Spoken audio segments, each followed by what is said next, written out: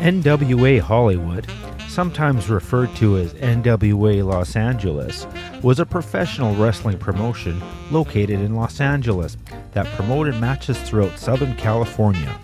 It was founded in 1958 as the North American Wrestling Alliance, a member of the National Wrestling Alliance. It broke away from the NWA in 1959 and in 1961 was renamed Worldwide Wrestling Associates. In 1968, it rejoined the NWA and adopted its final name, NWA Hollywood. In 1942, Frank Garbutt, vice president of the Los Angeles Athletic Club, hired former California State Athletic Commission Inspector Alvah Cal Eaton as the promoter of the Grand Olympic Auditorium at the advice of his secretary, Aileen LeBell. Eaton and LeBell married in 1948, and over the following years, the couple became a major professional wrestling and boxing promoter in Southern California. By the early 1950s, the Eatons, along with Hugh Nichols, Johnny Doyle, and Mike Hirsch, collectively known as the California Combine, dominated professional wrestling in Southern California, leading to a United States Department of Justice antitrust investigation in 1955 and 1956. On July 24, 1957, Lou Thez defeated Edouard Carpentier under controversial circumstances to win the NWA World Heavyweight Championship, the principal championship recognized by the National Wrestling Alliance. The decision was challenged by some members of the NWA, who continued to recognize Carpentier as the World Heavyweight Champion. In 1958, the Eatons created the North American Wrestling Alliance as the new vehicle for promoting professional wrestling in Los Angeles. Eaton at the time was still a member of the NWA, but had not paid dues since 1955. In October 1959, Eaton and LeBell withdrew from the NWA, recognizing Edouard Carpentier as the inaugural World Heavyweight Champion, backdated to June 14, 1957, when Carpentier had originally won the NWA World Heavyweight Championship. The promotion was renamed Worldwide Wrestling Associates in 1961. The promotion ran events throughout Southern California, with the Grand Olympic Auditorium at its base. Bookers included Jules Strongbow, Freddie Blassie, Mr. Moto, and Gory Guerrero. The promotion developed a working relationship with the Japan Wrestling Association and New Japan Pro Wrestling, resulting in many talent exchanges. Aileen Eaton introduced a system of paying wrestlers a proportion of the gate rather than a guaranteed fee, boosting profits and encouraging wrestlers to help promote the events. The promotion also pioneered the use of closed-circuit television to show matches to fans who were unable to secure tickets for live events, an early precursor to the pay-per-view model that emerged in the 1980s. In 1963, WWA World Heavyweight Champion Bearcat Wright faced Freddie Blassie in a bout that Wright was scripted to lose.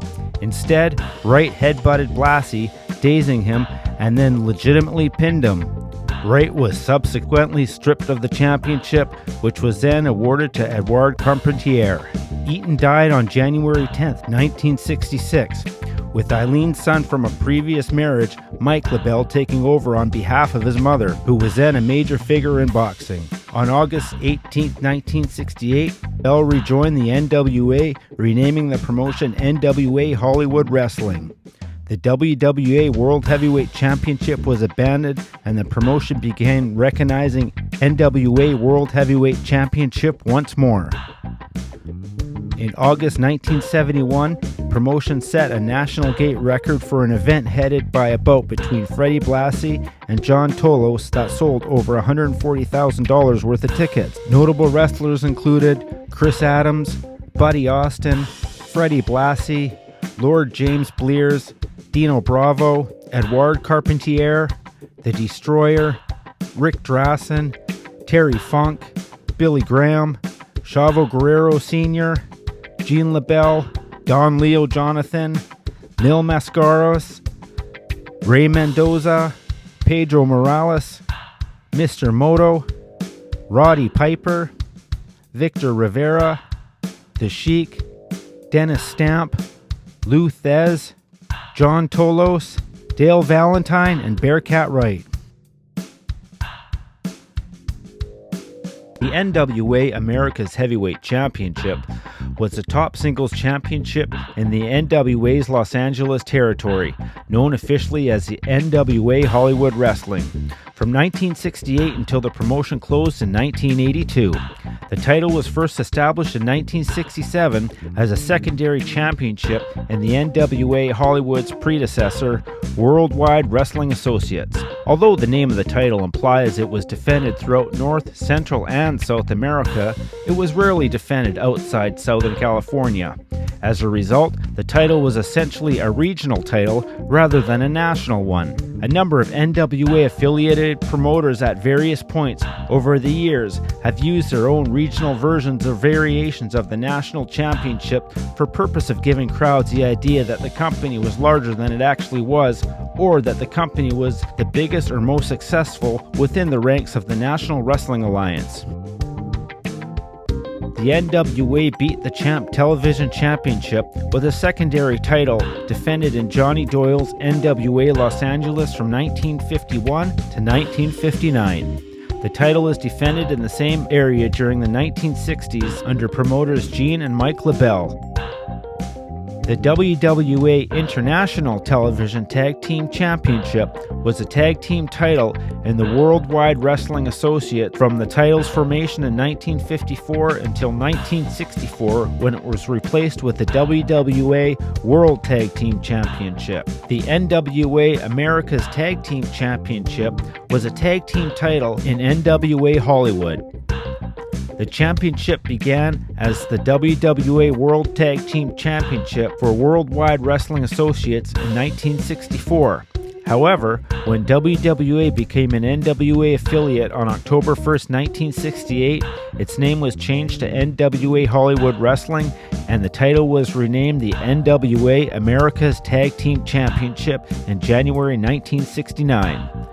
The title served as the top tag team championship in the promotion until 1979, when it was relegated to serve as a secondary tag team title since the company created its own regional version of the NWA World Tag Team Championship. The championship lasted until the promotion closed on December 26, 1982. The Los Angeles version of the NWA World Tag Team Championship was the main tag team title of the North America Wrestling Alliance. The championship was the first of at least 17 championships to use that name between 1949 and 1992, as the NWA Board of Directors allowed each territory to create its own version of the NWA World Tag Team Championship if so desired. In 1957, there were at least 13 different versions of the NWA World Tag Team Championship recognized in the United States. The first version of the Los Angeles NWA World Tag Team Championship was created in 1949, less than a year after the NWA itself was founded. At the time, tag team wrestling was popular on the West Coast, leading to the local NWA promoters Hugh Nichols and Johnny Doyle creating the first ever NWA World Tag Team Championship when on July 14, 1949, they announced the Dusick family as the first champions. The NWA Board of Directors dictated that all NWA territories recognize only one NWA Heavyweight Championship, but allowed each territory to crown its own World Tag Team Championship, making each championship a regional championship despite the name.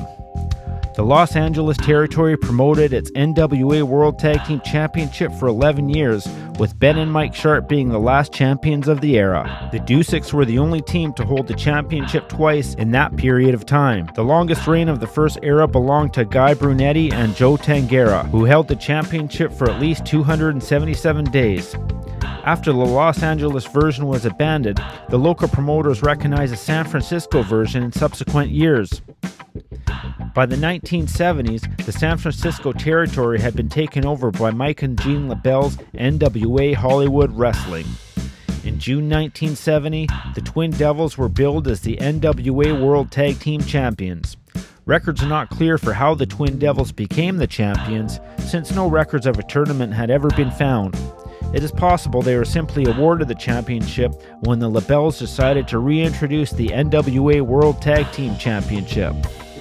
Los Brazos were the last holder of the championship, as NWA Hollywood Wrestling closed in December 1982.